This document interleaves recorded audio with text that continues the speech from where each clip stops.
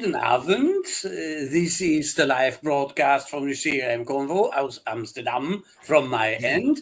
And a warm welcome and a little surprise, such as in the good old days when we welcomed both languages, German and English. So, guten Abend. It is fantastic that you joined in because today you have a special CRM Convo, as we have Sergio with us. And Sergio is, to place it in Thomas' words, a real customer who is using CRM, and he's in our show. It's not a vendor. It's not the typical nice and cozy shishi. Here we get the real beef, such as the real experience, the real challenges which might have to be overcome. And that was in our yesterday setting up conversation quite a point to be really excited and honored that you take yourself the time, Sergio. Welcome to our little hunt. Thank you, everyone. Tell us a bit about yourself, about your former career steps, please, and what you do in Shiji Group and what Shiji Group is actually giving for services. Because before you enlightened me and helped me to understand, I was nearly dumb. I didn't know what Shiji Group did. Fast learning. A little bit about myself. I'm Please. an analyst, economy, facts, but I ended up in hospitality as a hotelier, completely by accident, as you do as a student, and you go, well, what shall I do next? Oh, I'll go and manage a hotel. It was interesting and challenging because I think the most challenging career that you can ever face is dealing with people. It's the unknown in every circumstance. I could probably spend another 2 hours just telling hotel stories, and that wouldn't be enough on this. But from there, I really had an interest in systems. I like to learn systems and apply kind of a personal approach to it. As a user, as a guest, as a how do I make a system viable enough for anybody to use, that it's easy enough, and it's call me the Apple man of the of the hospitality industry. No, I'm joking. It's really about that, the easier you make something easier to use and acceptable, the easier it is for everybody, and the better performance that you get and the better interaction that you get with the system. My background is all from hospitality to operations, sales operations, support operations, service delivery. So I'm kind of an all-rounder, as you can explain it. And it's kind of what Shiji is as well. So Shiji is a software hospitality company, and we deliver software to the hospitality industry. What that means is when you stay at a hotel, we offer the services that go around it to make your life as a guest as easy as possible. So our ideal is, let the hotelier focus on the guest and let us provide the system and provide the equipment and provide the technology to make the experience more seamless. So I can touch on everything from, we do reviews, and we help the hotelier manage reviews online, we help people to pay at a table, we help people to check in online. And we integrate with all these systems so that, your simplicity of walking into a hotel, pulling out your card and going in there, I can check into my room. If you don't notice the technology, we've probably done a good job of it on it. So Shiji, that is kind of what we do. Are you using your own software for that, or do you invoke only integrate other pieces of software to provide the service? There's the core software, as we call it. So when you walk into a spa or a golf system, so you've got the software that manages the golf course, we do that. We do the distribution side of things for online reservations as well. The guest reviews, we don't do the reviews, but we have a system that allows it to collate, respond, and analyze the reviews from the customer. And we do the check-in, check-out process reservations, which is what we call PMS, Property Management System. And we do that across the board, and of course, the point of sale for the restaurant. But of course, there's other systems. So you have to integrate and say, okay, now I have a key system in my hotel. I need to integrate it with a PMS. So that simple card that goes in there to open the door requires an interface into our system to be able to do it. Your online TV, your Netflix that you now show online, that is all integrated. Even I actually worked in hotels where you had the blinds programmed into your profile that they would open up at a certain time of day and close at a certain time of day, just to make that absolute perfect stay where you approach into a hotel. How about cross-selling, upselling of services, based on behaviors of customers, for example? Wow, you are fast, Thomas. You are fast. He was just developing it. You're building that story. Okay, then I'll listen. Exactly that. Learn about your guest, understand your guest, and then you can deliver the best service. The best service, loyalty, retention, everything else, and you can apply that to the whole business world. It's same as we are going to be talking about CRM. That to me is CRM. Yeah, and I'm especially glad that we've got someone who's in hospitality and hotel management to talk to today. Seriously, it's one of those industries where you don't quite realize how important CRM is to every aspect of it until you stay someplace that doesn't do it right. And then, the difference. And you have the absolute high-end luxury resorts that you can walk in and they know exactly what side of the bed that your slippers should be on. Yes. In my amenities, when I walk into a room, I love those little coated chocolates just on the side of the bed just before I go to bed. How do you keep that information to be able to deliver that kind of service to perfection? It's very, very interesting industry when you look into it into depth. It would be lovely because our audience might have misunderstood my jumping inside or directly at the point about the cross-selling aspect. If you name drop some of your customers of the famous hotel chains, people sometimes only can see them from the outside because we cannot afford to stay inside. We have some fabulous names and some well-known brands where you do services for. It's absolutely okay to name some of them.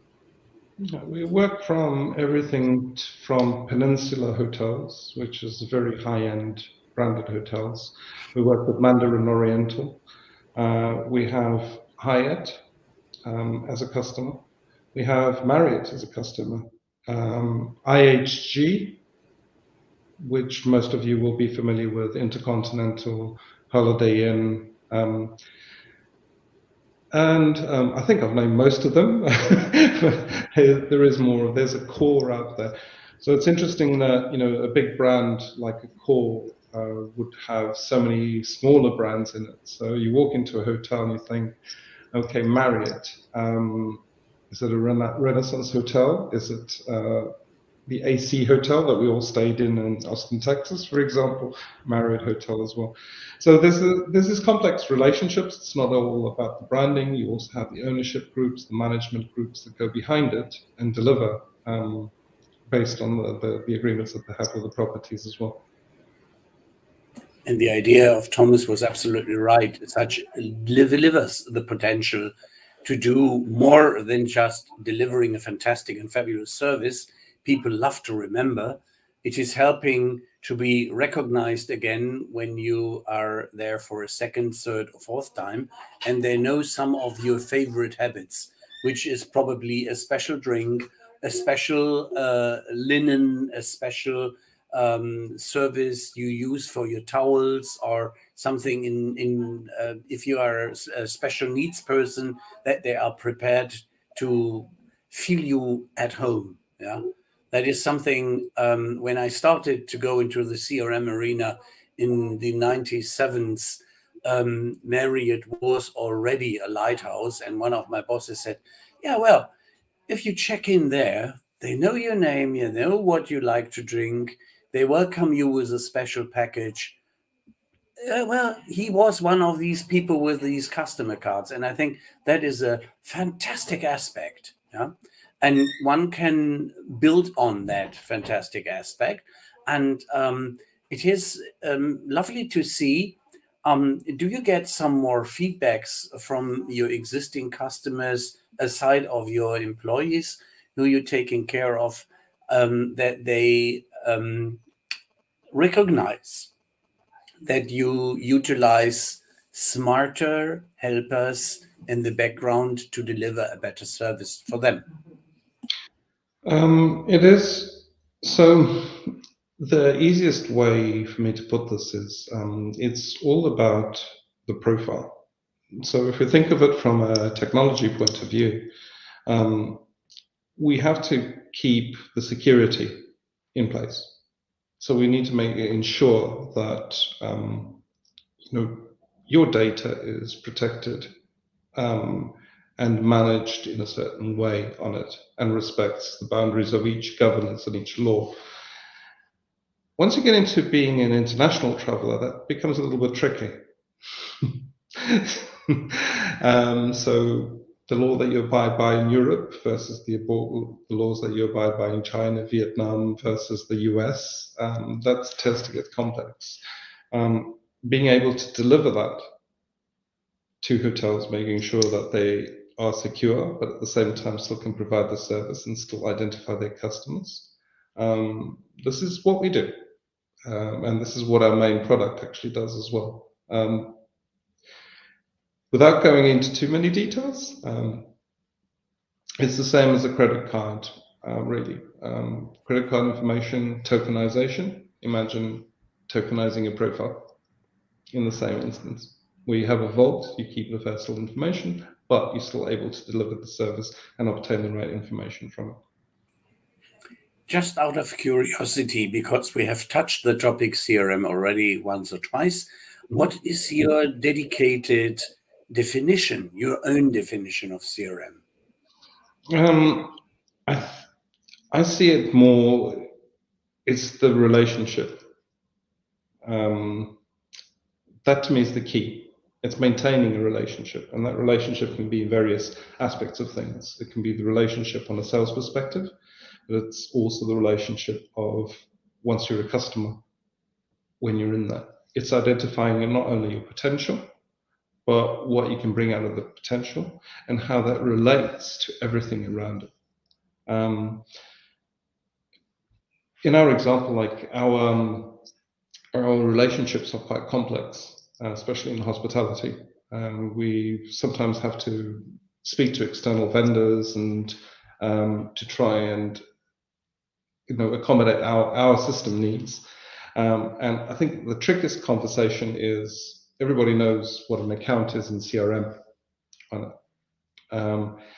Our account relationships have probably got about 5-6 touch points just on an account level. You have a brand, you have an ownership company, you have a management company, you have a vendor that could be, or a partner. And all these, if you think about a CRM system, they all need to be identified to be able to see, okay, what's the potential from one single account? If I have all these relationships, how do I make them work? And more interesting, how do I make my revenue grow based on that? So it's a very key point to be able to identify that. And it starts with, your capture of data, of course.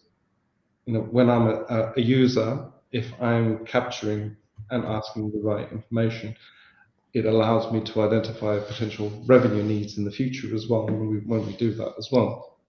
So to me, it's always key. It's that relationship management in there. Also, It's fantastic. Yeah. I say also important to make all of the moving parts not visible. At the end of the day, nobody wants to know how you are making the sausage. They just want the sausage. Very true. I mean, we want to know how the sausage is made. That's what we're doing here. The customer, not so much. We are known for our curiosity. Very true. The interesting thing is, while you're making the sausage, getting everybody to put the right ingredients in and coordinating it so that it tastes nice at the end. So now there are a couple of terms that are related to customer relationship management, or in brief CRM, like customer centricity or customer experience. How, in your line of business, how do they relate to each other, if at all? I think if we look at it, your first experience, your first touch point it's all about first impressions at the end of the day. If you make a first impression, first good impression, and being this on a front desk, being this in a hotel, being this in a sales perspective, being it anywhere, that first impression will last a moment. You can make or break from that first moment in time. So if you get that right, it's part of your battle won on it. It's very simple. I could bump into the subway or anywhere in the world, and if that touch point is wrong, that impression is lasting forever. And it works that way in the business world as well. If you lose your reputation simply by not managing that first touch point, that understanding and that listening part that comes in, that kind of has a knock-on effect for everything on them. So customer experience is highlighting everything in a relationship from start to finishing and maintaining it on it, and make sure that all your cogs, no matter what company you're in, have the ability to see, understand, read, and know what's happening on it. It's, if you don't mind me using a little example of something that we have, we have a very long onboarding process sometimes in our company, and it's simply just because of the complexity of what you have to do on that. It's part of the nature on it. If you have 5,000 bedrooms that you need to furnish, and each one is slightly different on it, there is complexity in it. But because of that long complexity, what tends to happen is you have your salesperson. Even let's start before that. Your lead came in. You brought that lead in because that lead wanted to resolve or wanted something, a little something on that. That turns into a conversation. That conversation becomes a sales conversation. And during that sales conversation, you're identifying everything that you want to resolve for the customer, because you're not resolving problems anymore. You're providing solutions. And if you as a salesperson are providing solutions and suggestions to a customer, and that doesn't interpret at the end of the day, to the operations side of things, everything that you've done from that beginning kind of loses sense, and you end up having a bad experience on that. So what we've done is we've started capturing that sort of information on it. Why exactly did you choose us? Why do you want? What do you need from us? How can we help you? And 3 little questions in there that help operations to understand, when I'm delivering this is the main thing that I'm going to focus on, because this is what you really need for your business on it. I hope that answers kind of what you're asking about.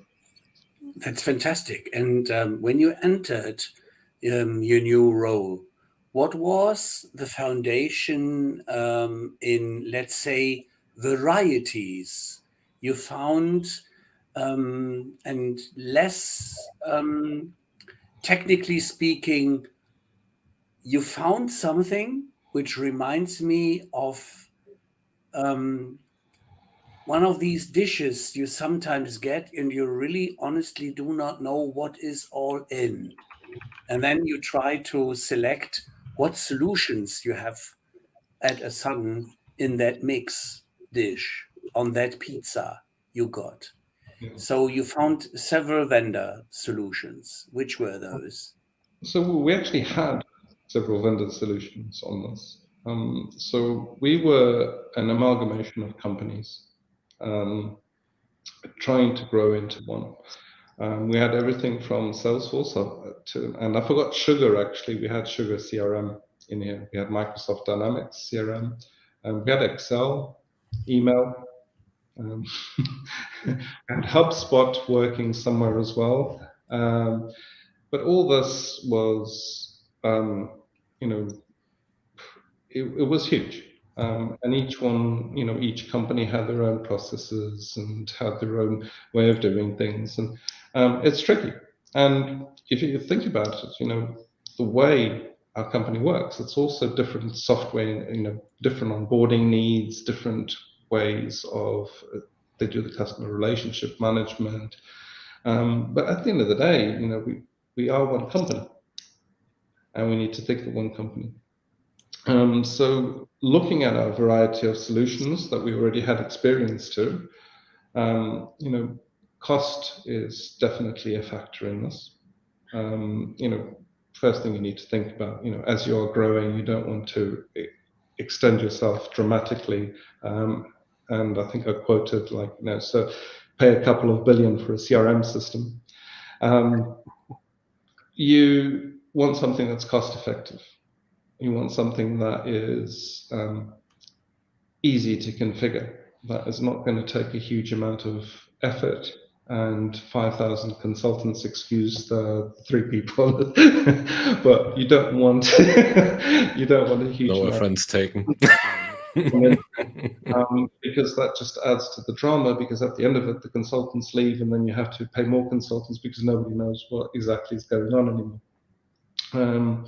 So ease of use and something highly flexible on it. And by flexible, I mean that you can adapt it to most circumstances, and nothing works 100%, but if you get like 85 to 90% there, where it's flexible enough to be able to adopt and adapt to your processes, that pretty much works on that. So those are the 3 considerations on them.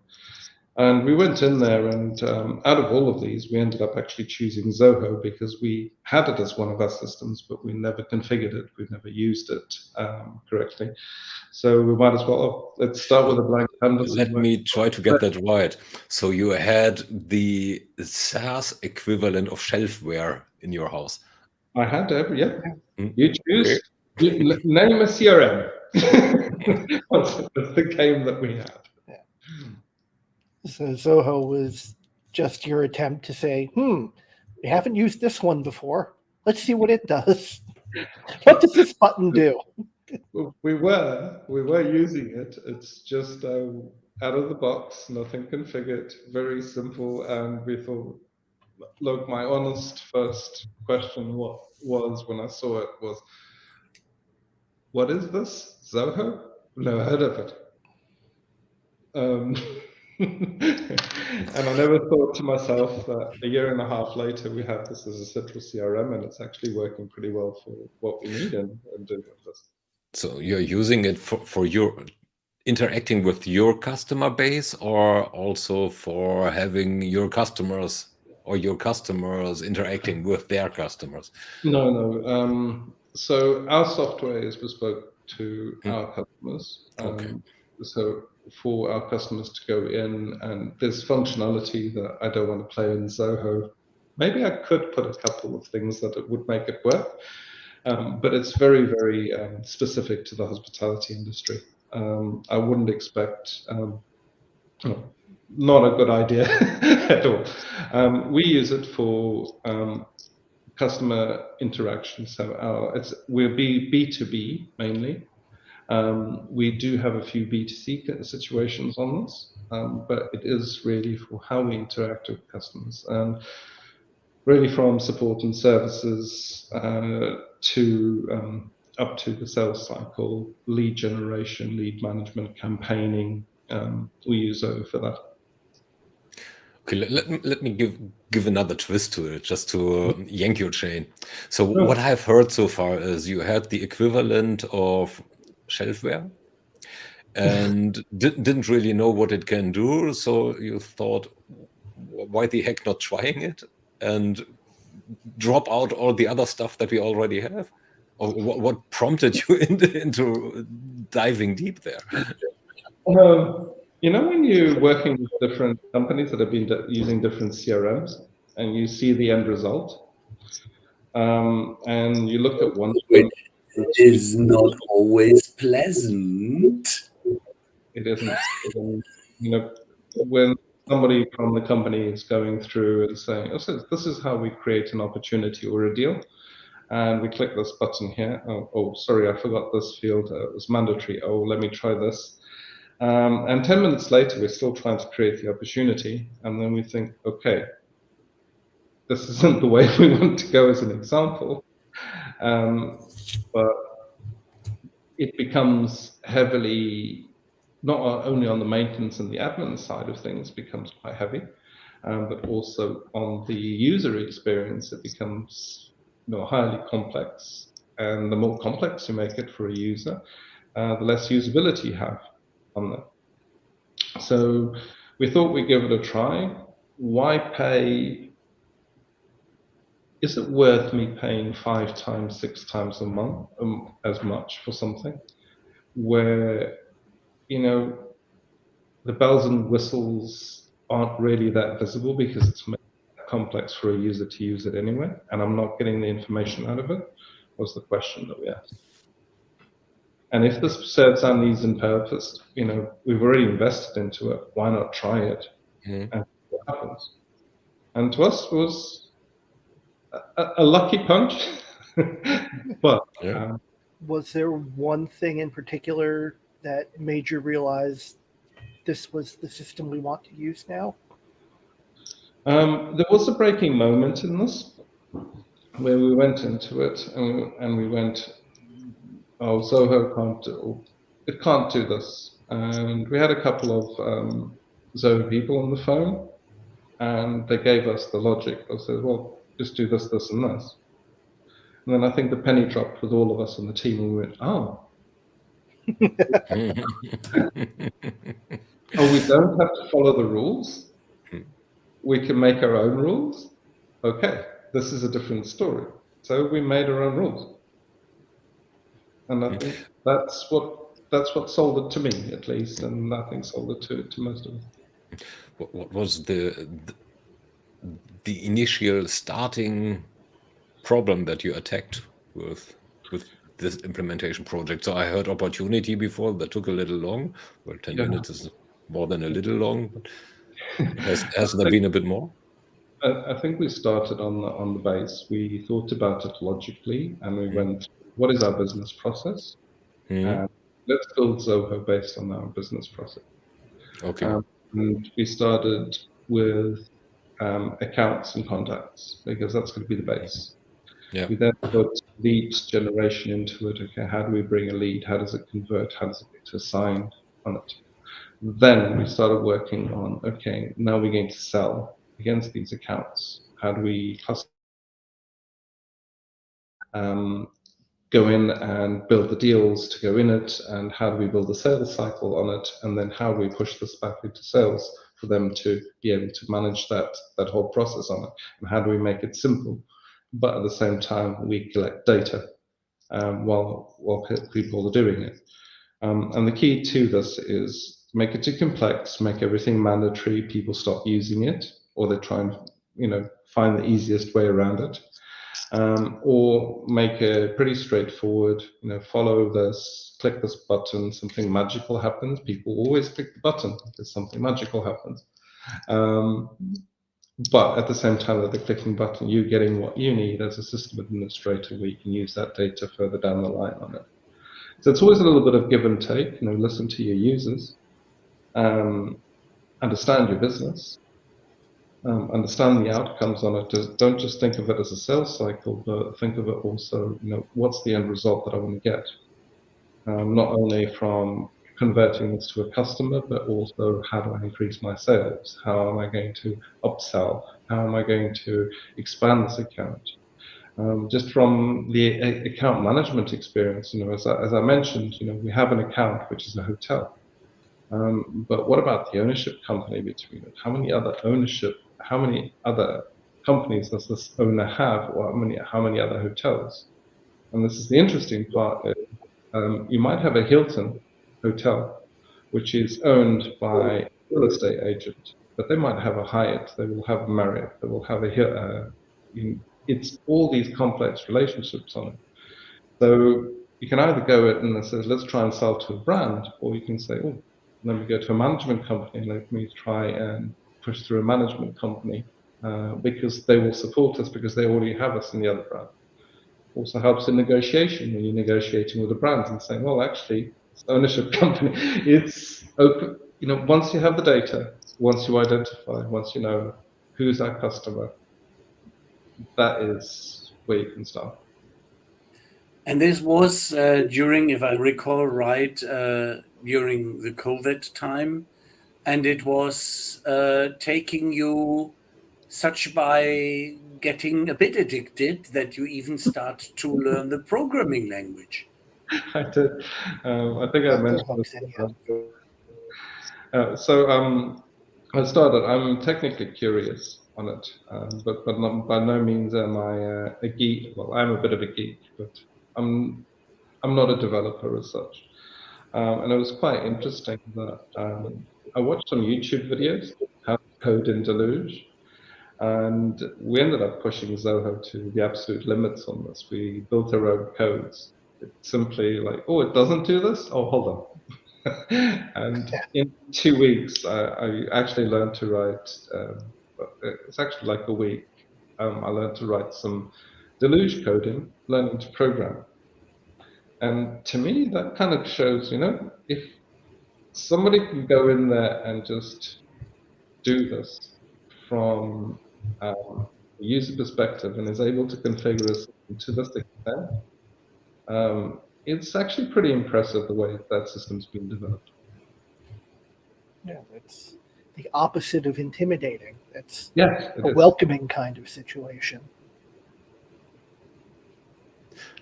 Those are the two different aspects we have in German.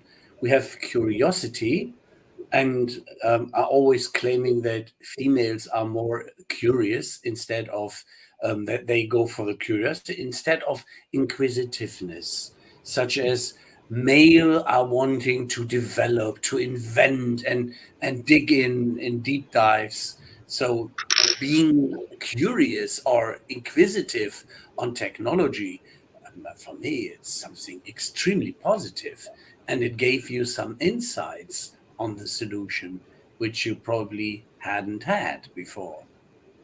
It helps in two ways. I'm curious about technology, but I'm also curious about people. I love people's interactions, and when you combine the two, and there's an interesting way of looking at things. It's very psychological when it comes to people using systems. If I have to press this button too many times and it doesn't do anything, I'm not going to use it again.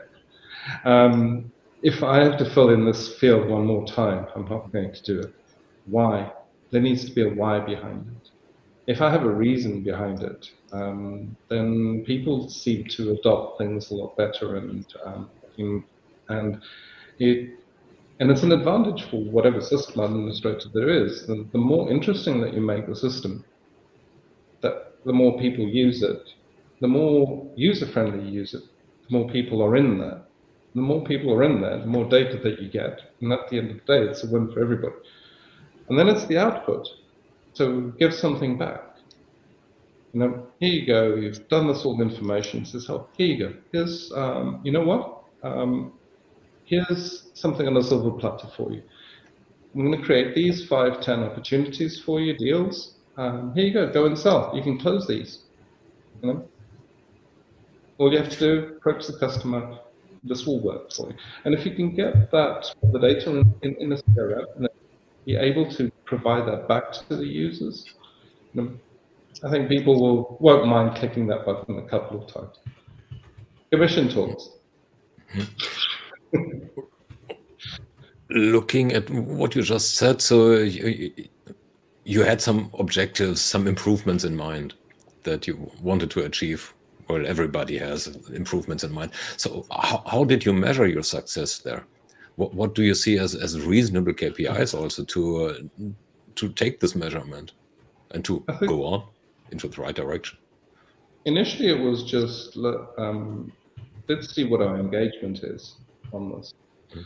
And when it starts getting to the point that your finance team says, oh, if it's not in CRM, it's not right. You've done something right there. When it becomes a reliance, it's actually pretty good. And it's not a KPI that you can, you can put a lot of KPIs into it in terms of, okay, this is how many users logged into the system and everything.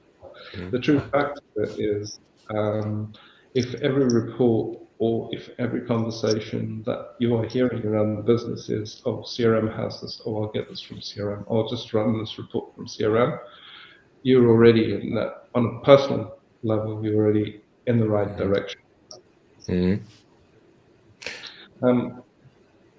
terms of what we want to get out of the CRM, I think we've spent the last 2 years, I would say now, probably playing with it, making a lot of enhancements on it, and we kind of want to reap the benefits on it.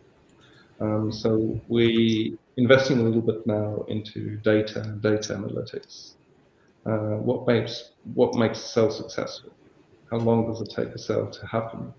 Why does it take so long? Why does it take 5 years in Australia versus 3 months in the UK?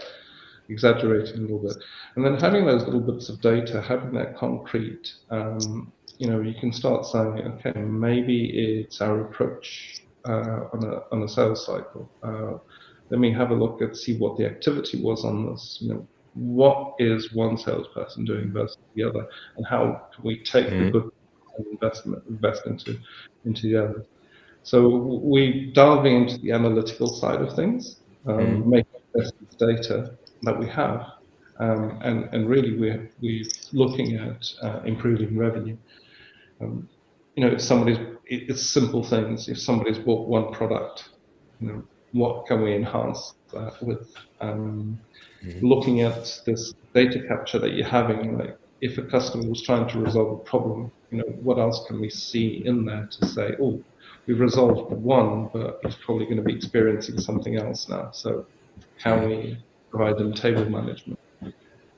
There's a very good, if you work in a hotel, there's something quite interesting. A lot of the times in the back in the chef in the kitchens, they use kitchen printers, and it's still, let me grab the receipt, put it up in a line on them. So why don't you have a kitchen display system? It's small things that enhance the business, but that you can get that based from the data that you've captured on that.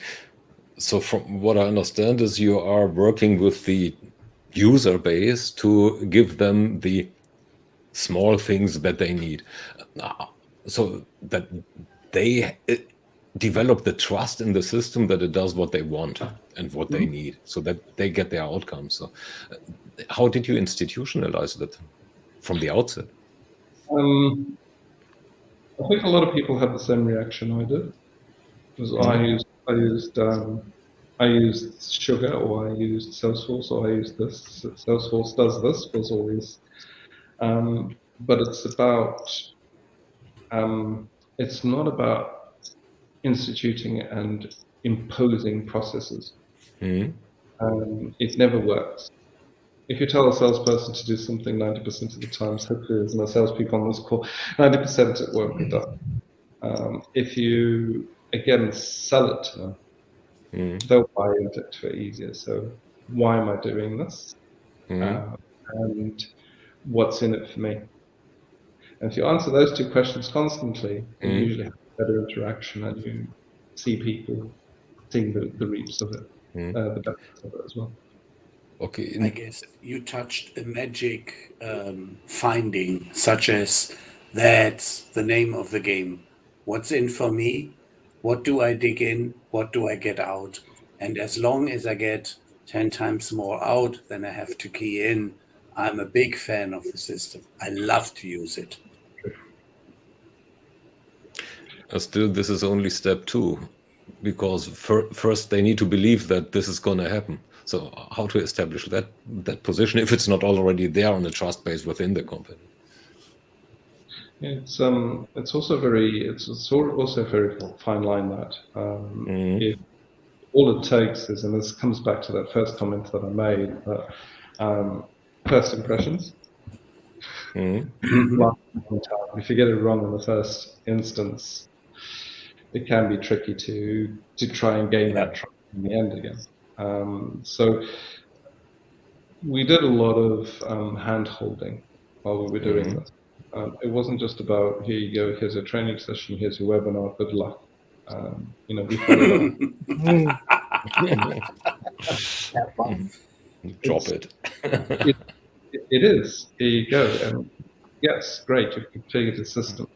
Any way to get adoption is for people to go in there and say, oh, let me help you with this. We actually, it was a huge thing, but we put an alert on certain things that we knew that were going wrong, so that we could pick up on them and starting conversations with people. So we've noticed that you're doing this, so I just want to help you, and this is a quicker way to do it, this is an easier way to do it.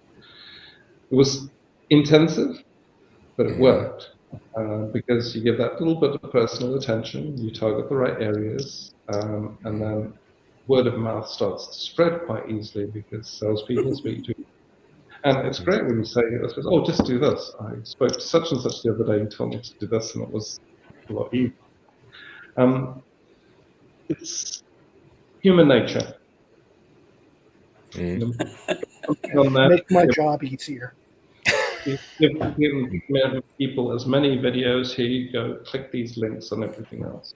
But if you stop interacting, you probably lose a lot of that ongoing engagement that you have with the system on that. So I always thought that it is worth the investment on it. And I think this is my hospitality part coming into it. You can go to a hotel, but from the moment that you walk into a hotel and people stop speaking to you, it stops becoming a hotel, really. And it stops becoming hospitality on it. So it's a very fine line of having that experience, that interaction. We are still human after all. Even after COVID, we still should be speaking to each other a little bit more than we are now. Yeah. So now you probably have more than 1 or 2 salespersons or salespeople, hopefully, with their own ideas, and different ideas, even worse. So they probably think, well, things that I think are the right thing to do, Ralph sometimes gives me a hand palm, right? And vice versa.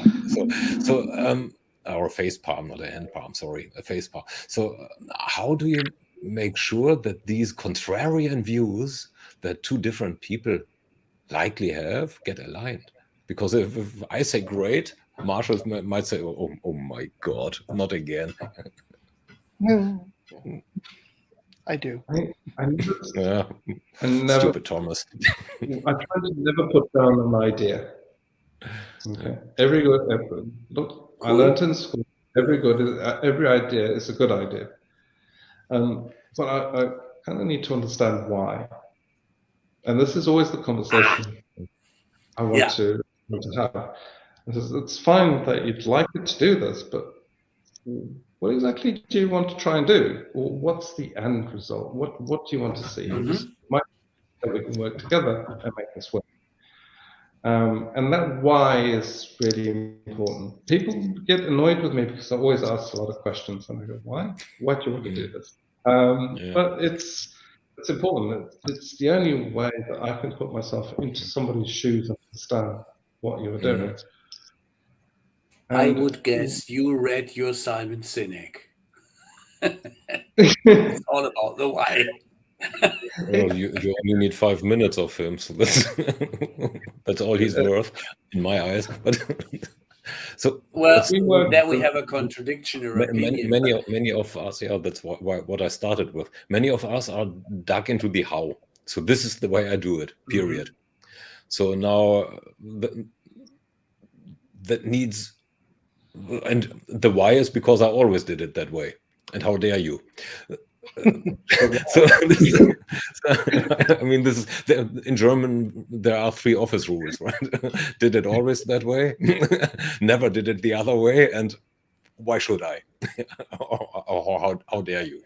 So, what is, in your experience, a good way to get me out of this trench that I dug myself into?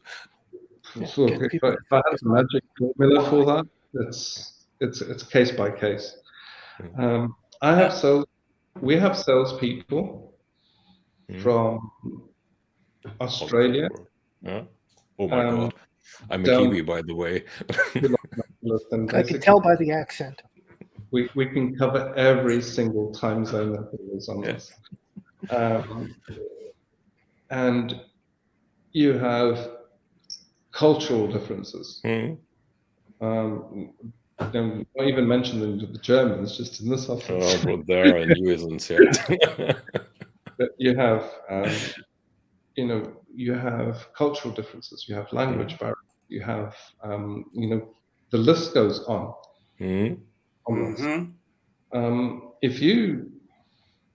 It's interesting because if you need to sometimes be really careful of how you put your ideas across, because people will take it later. Yeah. So, I have to be quite conscious because as you noticed, I'm opinionated about being told that sometimes people will take your opinions for granted. Just be addressed. So the 3 of us are never being accused of having an opinion. Never ever. You just smile and nod. Like, yes, whatever. And it's bringing out from the people that will just say yes to you and just, okay, I'll just do it my way anyway. But yes, that was a good idea. Yes. To people that will fight you on every corner, but then go, oh, okay, I get what you're trying to do. On this, once you explain it to them, there's absolutely no magic formula to this. It's about communication. It's about talking to people and really understanding, where are you coming from.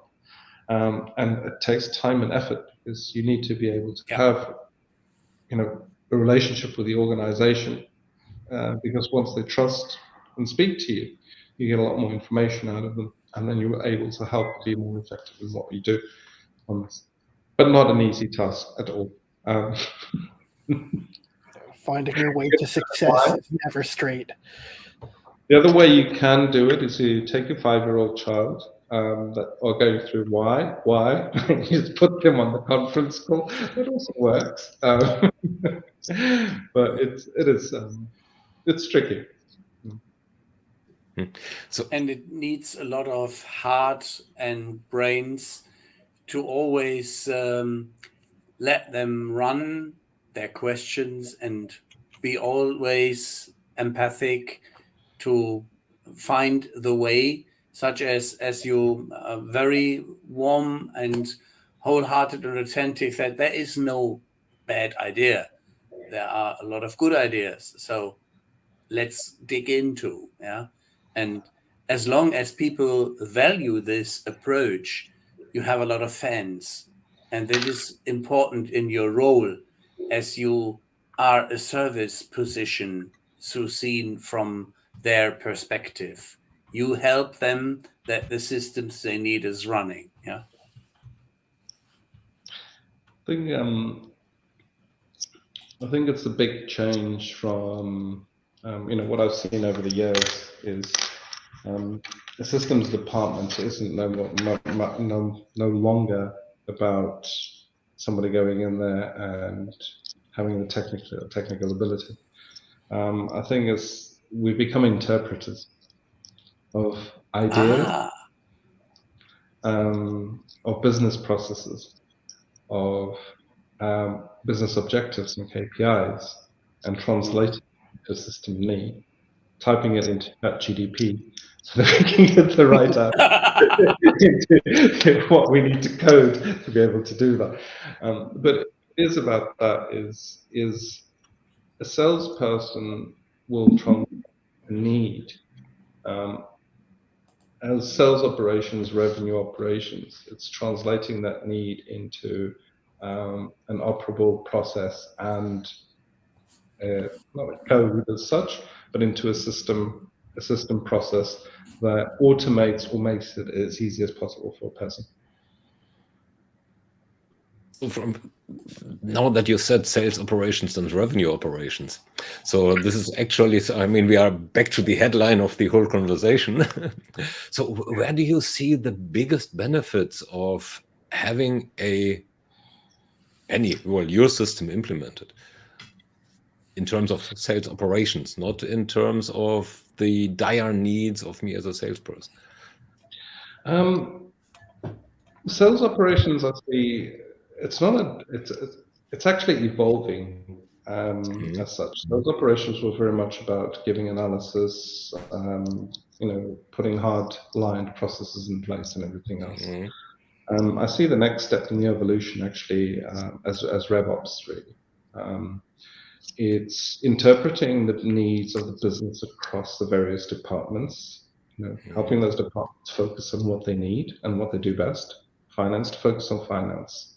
And as an interpreter in the middle that makes these departments talk technology to each other. Get the ideas, I would love to have, every time I click on a button, the screen goes blue for marketing, and translating that and saying, it's fine that the button goes blue, but how does it go in when sales go into that? What are they going to do with that blue button in the first place? And having that little flow between the two sections, that everybody taking into account the impacts across the business. This is where the next evolution is. Again, the opinionated person on the other side of the phone. Which is quite interesting because as far as I know, and correct me where I'm wrong there, revenue operations is a term that comes out of the marketing area, right? So if you're saying that this is the next iteration, how do you see things merge? I wouldn't contradict, by the way, but how do you see it merge? How do you distinguish between sales and marketing and their objectives? And how do you combine that? Is it a marketing? I see revenue operations across the whole organization. I see we are all in the business to, what's the end objective of the company? At the end of the day, it's to generate revenue. We all play a part in it. We're all in it together. But the difficulty is what you tend up doing is you really have people running projects and systems projects from a finance perspective that really have nothing, are not taking into consideration the whole of the business process for it. So RevOps is a combination of process management and business knowledge. And from business knowledge, I mean from A to B, and being able to talk to a marketing department and being able to go back and speak to your finance department and then your collections department is an interesting skill to have. You need to have been burnt in every single department to be able to know. I know what you're talking about that. And that's where I see operations, evolving really. Sales is too defined in terms of it's a sales role, and I will support sales. Just But out of everybody curiosity, as Sergio, we last time had Martin Schneider, who was very much advocating the chief growth officer.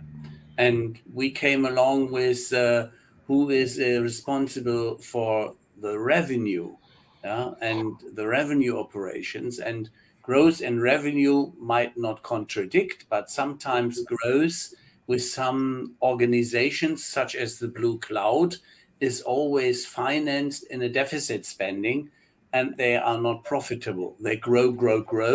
Yeah? Whereas revenue operations are more the number crunching people, which look that there is something kept in their hands, even if they use glue.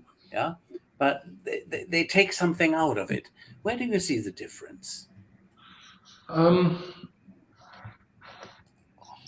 see it mainly in. Let me just change this slightly on Please, this. You're right. feel free. Finance is very clear cut on this. But if you are in a growth mode, there's two things. There's a few things that you want to take into consideration. First of all, you want to expand, and you want to invest in sales, and you want to bring that business in. What's the point of expanding? Yeah, if you're losing because you're not focusing on your customer retention side of things on this. And where does customer retention come from? Is it simply just because I'm providing a service and I'm happy with it, or does everything come into it? Can I lose a customer because I keep screwing up on somebody's invoice every 5 minutes, which becomes a finance issue? Or is it because I, in marketing, have sent you 5,000 campaigns and I'm absolutely sick of receiving, like, that's because I've asked you, I only want X, Y, and Z. Yeah, I don't need number 5,001. Who works together to make this work interdepartmentally so that everybody is not so disjointed on them, with the objective of, at the end of the day, with everything, if we push if we push leads at the right day, if we could do campaigns with certain things in mind, if we make sure that our invoicing is clear cut and our sales process is fine, and add to that customer success and customer retention. That's what I see revenue operations as. Something that can encompass and work together and bring a team of departments together to come up to the same objective. I hope I'm making sense on that. Yeah, I'd say that Mr. Bezos would contradict to some extent. So Amazon wasn't profitable for first decade or something, 15 years maybe, but still they had a humongous growth, and what was on their core charter, or the core of their charter, was customer obsession, customer success, the customer experience. I'm using Amazon the other way that I'm using them normally, by the way. Here. At the end of the day, you're absolutely right. You can't grow without making money. It takes investment to get in there. It's a huge expense, because if you want to grow and expand, you have to invest in the sales people, invest in marketing, and you don't see that for another year and a half on that. But if you don't support that with the rest, everything that you've invested into that, it just goes out the other side. It's great. I've closed all these wonderful deals I've made. I've closed 3 million in sales, but I wasn't able to keep any of them. So it's a subscription world now, and it's very different. Amazon was going in there. Amazon was, you close a sale, you move on to the next one. Now we want you to continue. We even have babies, for goodness sake, putting subscriptions on cars now for your heating. So it's the way of the world now. And even that we are in a subscription world, you mentioned something which I found extremely important. You can take measuring the success of how your CRM system is adopted and utilized, and compare a successful salesperson and help the ones which are coming new in the company to become as successful as he who is utilizing a CRM. The It's role a model approach. very good. I call it a recipe approach. Lovely. If you find the right ingredient to create the perfect grilled steak for the non-vegetarians out there, and it's very easy to say, here you go here's the ingredient, but then what you need to is, here you go, here's the ingredients for, you need to leave it there for 5 minutes. Now, once it's 5 minutes, don't forget to turn it around, because it's not just about giving the ingredients, but showing people how to cook it. And sorry, very weird way to look at sales. Yeah. It's exactly that. It makes sense. I mean, there are proven ways to do sales well, but no two salespeople are going to have exactly the same approach. Yeah. With a recipe, some people are a little heavier handed with this seasoning. Some people will cook this part a little bit longer, but in the end, you've got something that works. Yeah. The essence. Which is being mindful of the time, a good starter to get into our usual closing question, which is famous last words. I mean, we don't make this terminal, but we terminate the session after. Let's make it easy for you. Talking about recipe, what is the next step in your CRM recipe? How will you go on this journey? I really want to make this recipe work. This is actually a work in progress that we're working on at the moment. We have the information in there. So ideally, getting the ultimate sales recipe out there and seeing what that formula is, and making it. It's a couple of things. So it's really like the CRM. There's going to be lovely little functionality, little bells and whistles that are going to come into that. That's now become like day to day. We'll get something new. Yeah, we'll try it out. It's absolutely fine. But for me, it's now making the most of our information that's in there, and helping the business to expand, and how we help the business to expand on that. Okay, so using the metaphor that you used before of the recipe, you're turning it into a cookbook. Yep, exactly. That's useful in all countries. Okay, thanks for that, Sergio. This was highly informative and pleasant and fun.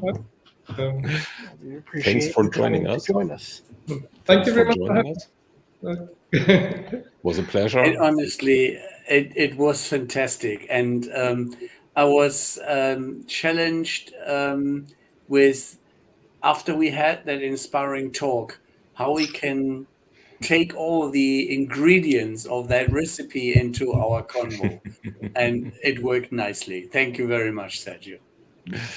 Thank you. Okay. Also, thanks to the audience. We are going backstage now.